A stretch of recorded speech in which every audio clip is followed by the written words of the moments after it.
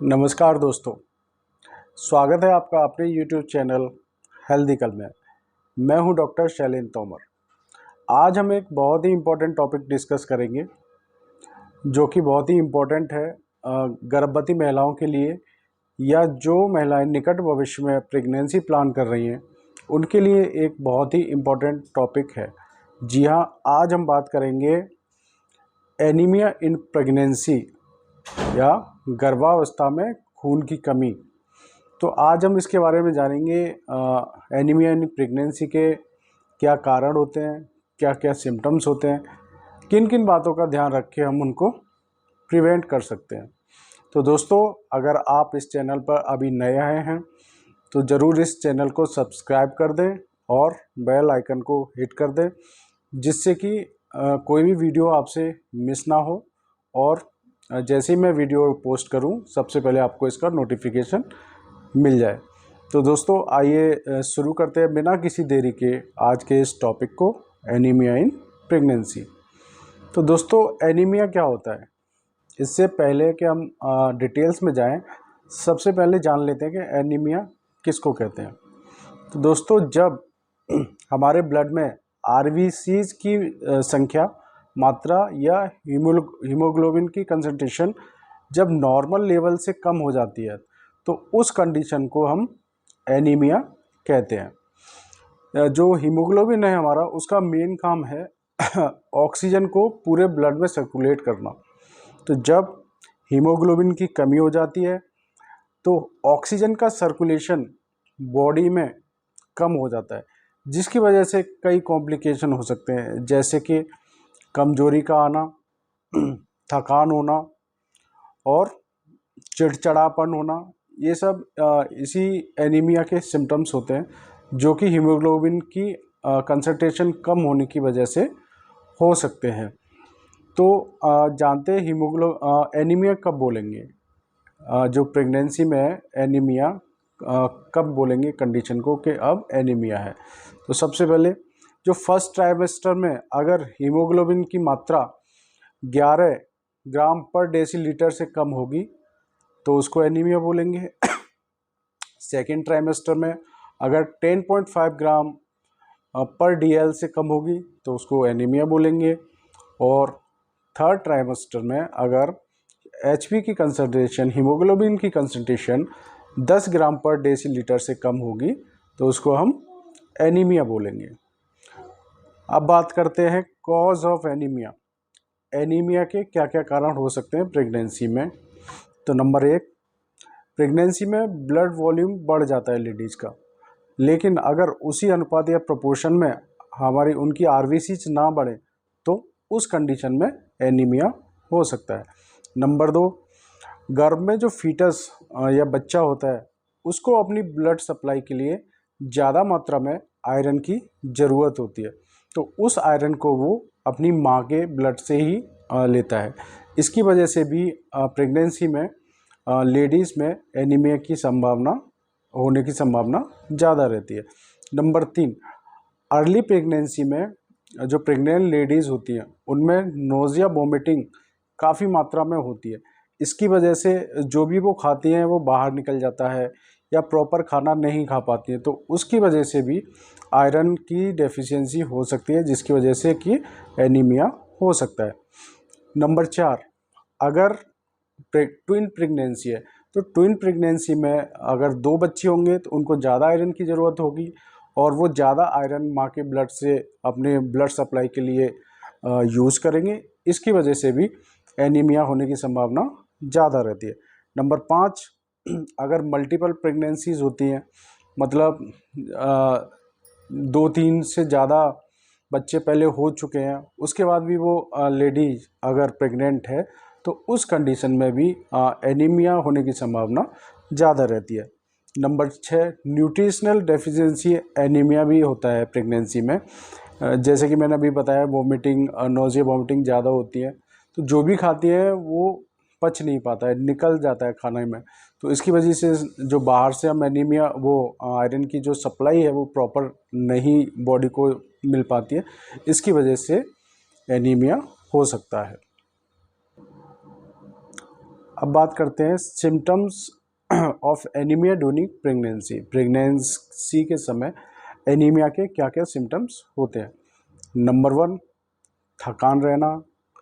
Number 2, कमजोरी रहना। Number 3, skin का पेल हो जाना। नंबर 4, चक्कर आना। नंबर 5, कभी कभी अगर सीवियर एनीमिया हो तो उस कंडीशन में घबराहट भी हो सकती है। तो अगर जब भी आपको अगर प्रेग्नेंट हैं और अगर आपको ऐसे लक्षण सिम्टम्स दिख रहे हैं तो तुरंत ही अपनी लेडीज़ डॉक्टर से संपर्क करें और प्रॉपर डायग्नोज करवाएं कि एनीमिया है, किस स्टेज में एनीमिया है, और अगर एनीमिया है तो उसका प्रॉपर अपना ट्रीटमेंट करवाएं। अब बात करेंगे एनीमिया के कारण फीटस पर क्या क्या प्रभाव पड़ सकते हैं, या पेट में जो बच्चा पल रहा होता है उस पर कौन कौन से क्या क्या प्रभाव पड़ सकते हैं। Number 1, reduce oxygen supply to foetus.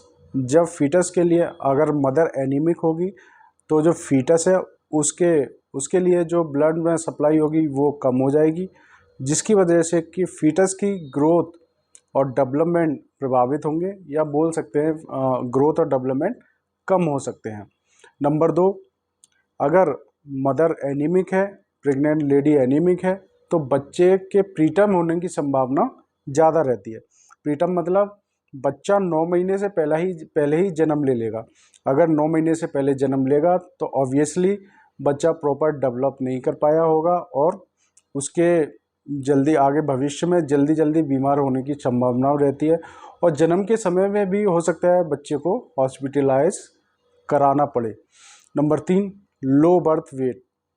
अगर एनीमिक मदर है तो बच्चे के लो बर्थ वेट की संभावना ज़्यादा रहती है, क्योंकि ऑक्सीजन सप्लाई प्रॉपर नहीं हो पाती, उसकी वजह से जो ग्रोथ है, डेवलपमेंट है, वो कम हो पाता है। इसकी वजह से बच्चे का वजन प्रॉपर नहीं बढ़ पाता है, इसलिए लो बर्थ वेट बच्चे के होने की संभावना ज़्यादा रहती है। Number 4, developmental delay.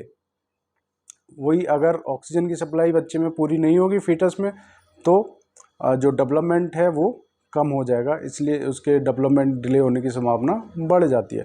Number 5, increase risk of anaemia in child. अगर प्रेगनेंसी के समय जो लेडी है वो एनीमिक है या उनमें खून की कमी रही है तो जो बच्चा पैदा होने के बाद भी अर्ली न्यूनेट स्टेज में बच्चे के एनीमिक होने की संभावना रहती है। तो इसलिए हमेशा ध्यान रखना चाहिए कि जो प्रेगनेंसी के टाइम में हमें ब्लड की कंसंट्रेशन कितनी मात्रा है उसको विशेष रूप से ध्यान देना है, कम नहीं होनी चाहिए। एक प्रॉपर जो लगभग 11 ग्राम पर डेसीलीटर के आसपास ब्लड की मात्रा है वो लगातार बनी रहनी चाहिए। अब बात करते हैं प्रेगनेंसी में हम कैसे एनीमिया को प्रिवेंट कर सकते हैं। तो इसके लिए सबसे इम्पोर्टेंट है एक बैलेंस डाइट।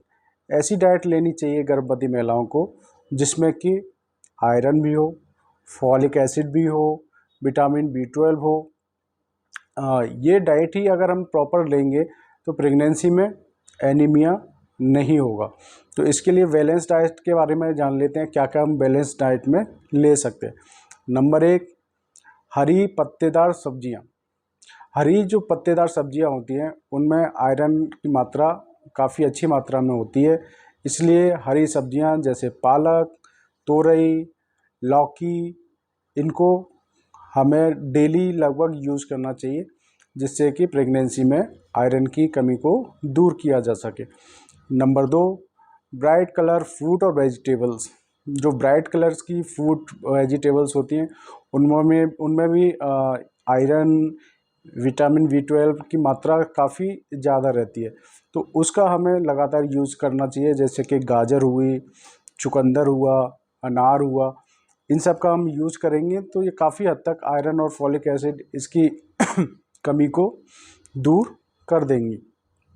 अगर नंबर 3, जैसे कि सभी हमारे काफ़ी बड़े बूढ़े लोग बताते हैं, मेवे, काली किशमिश, खजूर, बादाम, इनका भी हमें लगातार यूज़ करना चाहिए। ये इसकी वजह से भी ये iron, folic acid, vitamin B12 इसकी कमी नहीं हो पाती है और एनीमिया होने से बच जाता है। नंबर 4, खट्टी चीज़ें खाएं। जो खट्टी चीज़ें जिनमें विटामिन सी होती है वो आयरन के एब्जॉर्प्शन को बढ़ा देती हैं। इसलिए जैसे कि कभी कभी कुछ महिलाओं को दिक्कत होती है आयरन एब्जॉर्ब करने में, इरिटेशन होती है, तो आयरन को नींबू पानी के साथ पिए। ये आयरन के एब्जॉर्प्शन को बढ़ा देती है, जिससे कि आयरन की कमी नहीं हो पाएगी। विटामिन सी किन किन फ्रूट्स में होती है, जैसे आंवला होता है, नींबू होता है, संतरा होता है, अमरूद होते हैं। इनको अच्छी मात्रा में खाना चाहिए, इनमें काफ़ी अच्छी मात्रा में विटामिन सी होती है। नंबर 5, अगर आप चीनी का यूज़ करते हैं तो चीनी की जगह गुड़ का यूज करें, क्योंकि गुड़ में आयरन की मात्रा ज़्यादा रहती है और ये जो चीनी से होने वाले नुकसान भी नहीं होते इससे, और आयरन की कमी को पूरा करती है। नंबर 6, जो दाल है, दाल वगैरह का यूज़ हमें, सब्जी और दाल का यूज़ ज़्यादा करना चाहिए। ये प्रोटीन के साथ साथ ही आयरन और अन्य जो कमी होती है मिनरल्स की, उसको भी पूरा करती हैं। अब हम बात करेंगे एनीमिया की डायग्नोसिस की। डायग्नोसिस कैसे कर सकते हैं एनीमिया की? तो ये बहुत ही सिंपल प्रोसीजर है। जब भी डॉक्टर के पास जाएंगे वो आपका हीमोग्लोबिन टेस्ट करवाएंगे और उस हीमोग्लोबिन टेस्ट से ही हमें पता चल जाएगा कि एनीमिया है कि नहीं। उसी से हम ये पता लगा सकते हैं कि एनीमिया जो है माइल्ड है, मॉडरेट है या सीवियर है। तो जब भी जाएंगे हीमोग्लोबिन की जांच कराएंगे, उसके हमें पता चल जाएगा एनीमिया है या नहीं है। अगर है तो उसका ट्रीटमेंट हम शुरू कर देंगे। तो अब बात करेंगे ट्रीटमेंट प्रोसीजर के बारे में, क्या क्या ट्रीटमेंट है एनीमिया को दूर करने के लिए। तो नंबर 1, आयरन फॉलिक टैबलेट्स। सबसे पहले हम आयरन और फॉलिक एसिड की टैबलेट्स आती हैं तो उनको हम ओरली देंगे, जो कि काफ़ी हद तक जो एनीमिया है उसको दूर कर देंगी। शुरू से हम आयरन और फॉलिक एसिड की जो टैबलेट्स हैं उनकी स्टार्ट कर देते हैं ओरली। जो आयरन की टैबलेट्स हैं इनको हम नाश्ते के लगभग 30 मिनट बाद लेते हैं। आयरन की टैबलेट को कभी भी दूध, कॉफ़ी के साथ नहीं लेना चाहिए, या जो कैल्शियम की टैबलेट होती हैं उनके साथ नहीं लेना चाहिए, क्योंकि इससे आयरन का एब्जॉर्प्शन है वो कम हो जाता है। तो और कैल्शियम टैबलेट हम देते हैं साथ में, तो उसको भी साथ में नहीं लेना चाहिए। कम से कम 2 घंटे का अंतर होना चाहिए आयरन की टैबलेट्स में और कैल्शियम की टैबलेट्स में, जिससे कि उनका जो एब्जॉर्प्शन है आयरन का वो प्रभावित ना हो सके। तो एब्जॉर्प्शन किससे बढ़ेगा?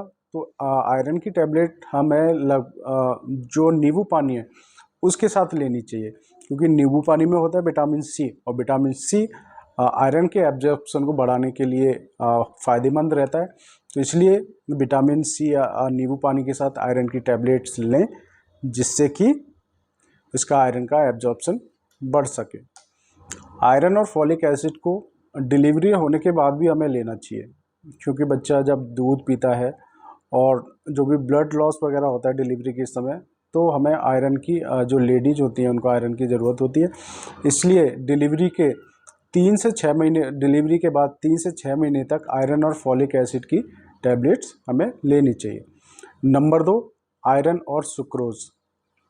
अगर किसी महिला में जो हीमोग्लोबिन की कंसंट्रेशन वो 8 से कम है और उनको जो आयरन की टैबलेट खाने में दिक्कत होती है या गैस्ट्राइटिस होती है या उसको पचा नहीं पा रही है, तो उन कंडीशन में हम आयरन सुक्रोज इंजेक्शन आईवी दे सकते हैं, जिससे कि जो गैस्ट्राइटिस वगैरह है उसकी समस्या नहीं होगी और आराम से हम जो प्रेग्नेंट लेडीज हैं उनका ब्लड इसके द्वारा बढ़ा सकते हैं। Number 3, blood transfusion. अगर गर्भवती महिला में जो ब्लड की मात्रा है वो 6 ग्राम से कम है, तो उस कंडीशन में हमें ब्लड ट्रांसफ्यूजन की ज़रूरत पड़ सकती है। तो इस कंडीशन में हमें तुरंत ब्लड ट्रांसफ्यूज करना चाहिए, जिससे कि जो एनीमिया की वजह से प्रेगनेंसी में जो कॉम्प्लिकेशन हो सकते हैं उनको रोका जा सके। तो दोस्तों ये था आज का टॉपिक, एनीमिया इन प्रेगनेंसी। तो आज मैंने पूरी कोशिश करी है आपको अपनी बहुत सिंपल लैंग्वेज में सब कुछ समझाने की, क्या क्या हम कर सकते हैं, कैसे बचाव कर सकते हैं। क्या क्या डाइट हम ले सकते हैं जिससे कि बिना दवाइयों के ही हम जो एनीमिया को रोक सकें। तो दोस्तों कैसा लगा आपको ये वीडियो, ज़रूर कमेंट करके बताएं। अगर कोई क्वेरी है आपकी एनीमिया से संबंधित तो ज़रूर कमेंट में बताएं, मैं उसको आंसर करूंगा।